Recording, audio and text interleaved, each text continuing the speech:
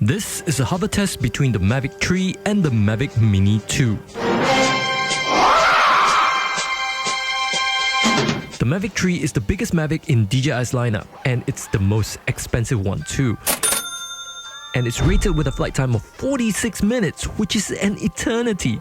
The Mavic Mini 2, on the other hand, is the smallest Mavic in DJI's lineup, and it's rated with a flight time of 31 minutes, which is still pretty impressive considering how small this thing is. Now, as for their hover times, let's see how they perform in real life. The batteries on the Mavic Mini 2 have had 8 charge cycles on them, while the Mavic 3 is on a brand new battery with 0 charge cycles. Gentlemen, start your engines. And they're underway.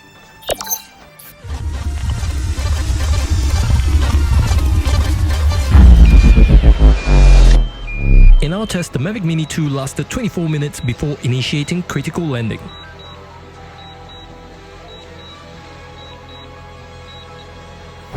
While the Mavic 3 lasted 32 minutes. Now, I think 24 minutes is plenty of time, but 32 minutes is definitely better, especially if you're trying to film yourself crossing a long bridge. 8 minutes could be just enough of a difference between a safe landing and a wet drone.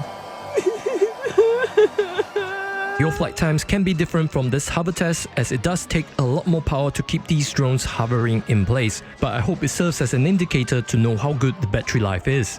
One thing I've noticed during the test is that the Mavic 3 has a tendency to move around a lot, and you'll have to manually take control to avoid it from knocking into things, even though it's just hovering. Thank you for watching. If you want to see more tests, let us know in the comment section below.